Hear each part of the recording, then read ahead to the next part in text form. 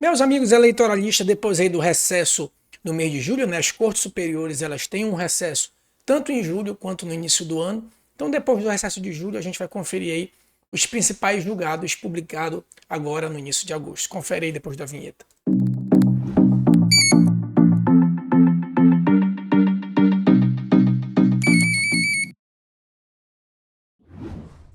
Então, a gente já começa aí com os julgados dos dias 7 de agosto até o dia 11 de agosto, publicado, né, nesse ano agora de 2023. Tá? A gente sempre toma como referência a semana anterior aos comentários que a gente faz aqui no canal e faz uma triagem dos principais assuntos julgados pelo TSE e publicado nessa semana. Tá? A gente já começa aqui com os elementos da captação lista do sufrágio, né? Vulgarmente chamada aí de compra de votos, né? A nossa captação lista do sufrágio, que está previsto lá no artigo 41A da Lei 9504, tá? Lei 9504 é a captação lista do sufrágio ou a compra de votos, tá? E o TSE lá na 41A diz que é vedado dar, prometer, enfim, tem uma diversidade ali de condutas que podem ensejar na captação lista do sufrágio ou compra de votos. Tá? E aí o TSE firmou jurisprudência, a gente já comentou, inclusive, isso já é tema de um outro informativo, isso já veio em outro informativo, os elementos dessa captação de sufrágio. Né? Então seria a realização de quaisquer condutas enumeradas lá no 41A, doar, oferecer, prometer, entregar. Né? Segundo elemento, o dolo específico de obter o voto. Né? Então a vantagem não pode ser uma vantagem de um dolo genérico. Toma aqui R$ 100 que depois que a gente foi eleito, a gente promete, enfim, que você vá para o nosso grupo. Né? Não é um dolo genérico, tem que ser específico, que aquela vantagem seja para o fim de obter voto. Terceiro elemento é a participação ou anuência do candidato. Né? A gente fala que geralmente esses ilícitos ele tem um longa-manos, ou seja, uma pessoa que faz esse serviço, né, o chamado serviço sujo.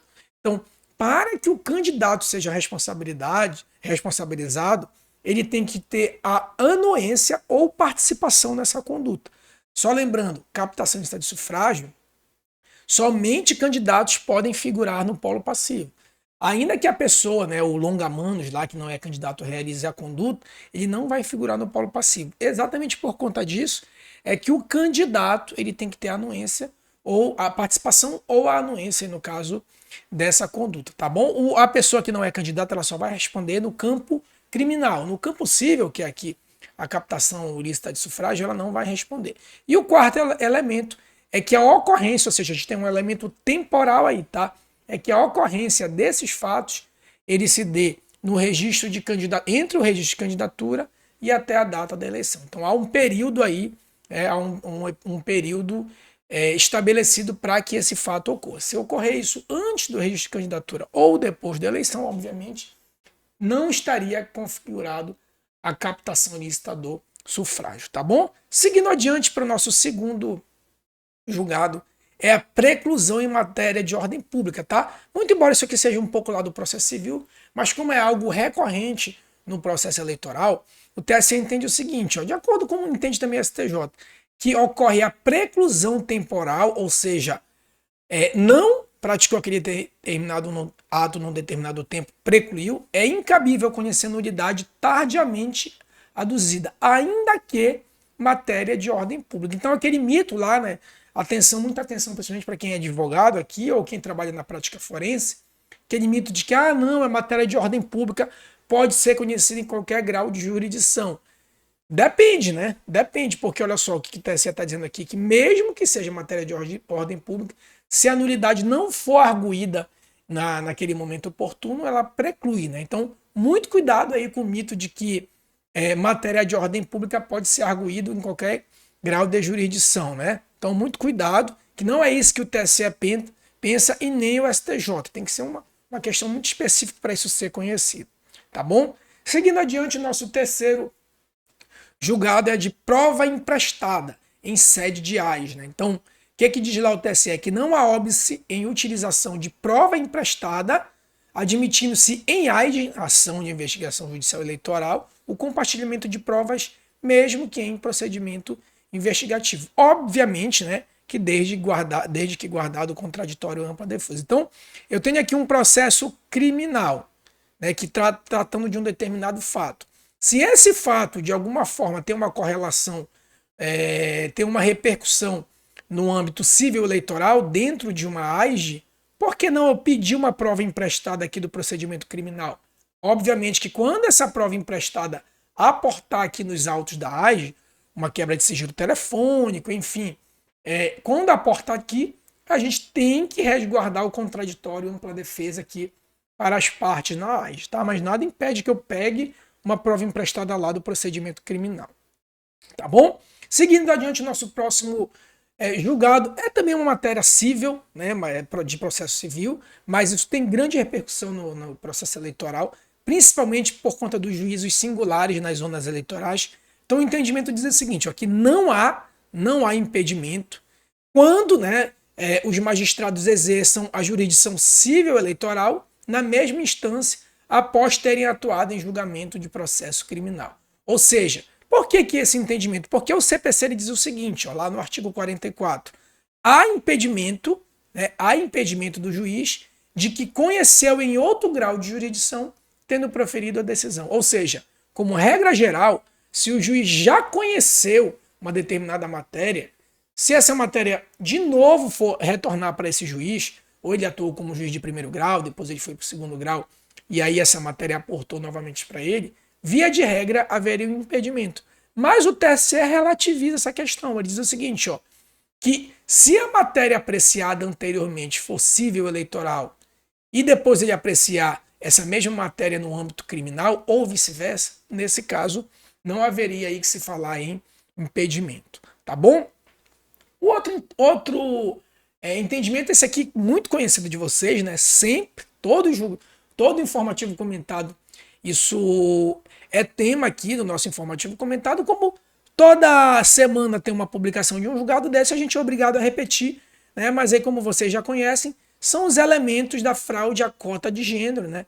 A fraude lá à cota de gênero que vocês já estão careca de saber, artigo 10, parágrafo 3º da Lei 9504, que diz que 30% dos candidatos registrados tem que ser de um determinado gênero, né? Então 30% de mulher seria 70 homem, se for 70 de mulher, 30 homem. Então tem os elementos que vão aferir uma eventual fraude a essa cota, né? Que é quando o partido faz o requerimento lá do registro de candidatura apenas para constar esses 30%. Então há uma fraude aí a essa cota e isso é investigado depois em sede de AIS, de AIME, né? A gente tem inclusive um vídeo aqui que explica o caso de Jacobina de forma bem detalhada. Depois confere aí no canal, busca aí caso Jacobina, em que a gente detalha essa questão aí da fraude da cota de gênero e a gente reiteradamente fala os elementos aqui, né? Que é a votação ínfima, a prestação de contas padronizada e a ausência de efetiva prática de atos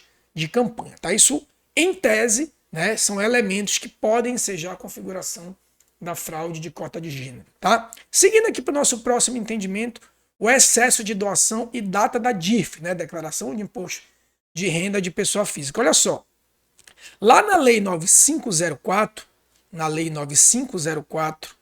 a Lei das Eleições, lá no seu artigo 23, diz que a pessoa só pode doar, né, para a campanha eleitoral 10% do que ela oferiu no ano anterior. Então, por exemplo, eleições de 2024. Se eu quero doar um dinheiro para um candidato ou um partido, eu só posso doar 10% do que eu recebi em 2023.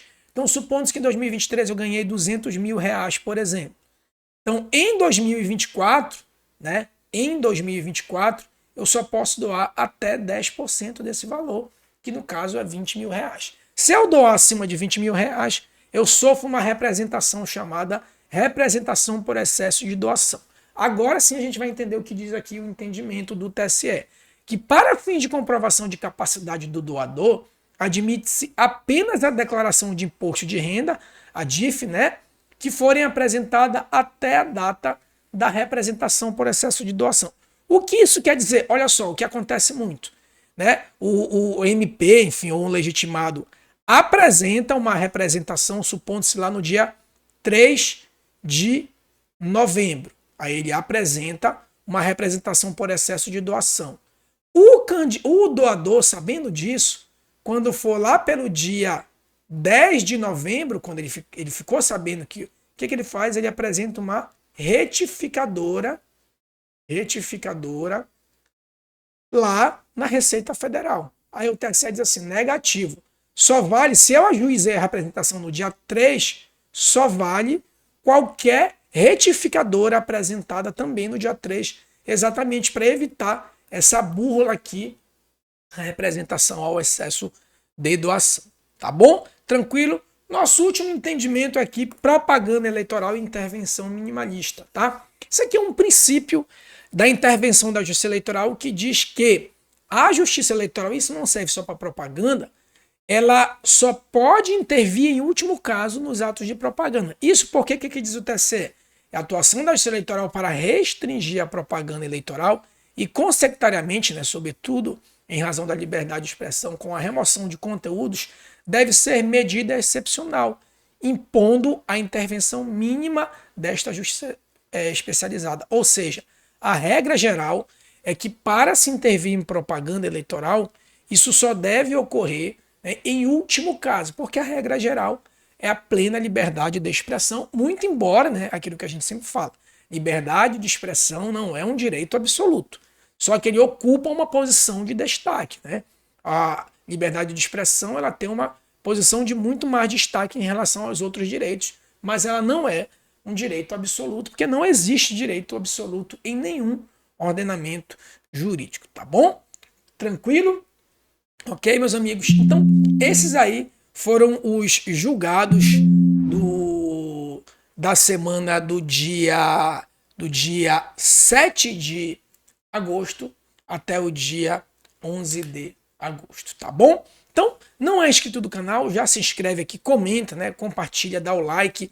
Se você comentar, compartilhar ou curtir, o YouTube vai entender que você gostou do vídeo. E aí toda semana a gente publica aqui 2 vídeos, né? Um vídeo de noções de direito eleitoral e um vídeo que é o tipo do vídeo que a gente está publicando agora, de comentários, né, aos julgados do TSE. Só lembrando que nem o TSE tem a quantidade de julgados que a gente comenta aqui, né? O informativo do TSE ele é mensal e no máximo vem com 1 ou 2 julgados. A gente comenta aqui pelo menos os 10 principais julgados de uns 30 a 40 julgados que são publicados semanalmente pelo TSE, tá bom? Quer se aprofundar em direito eleitoral? Vou deixar um link aqui, que a gente tem um curso de direito eleitoral, seja para concurso ou seja para prática forense. A gente vai deixar o link aqui na descrição, tá bom?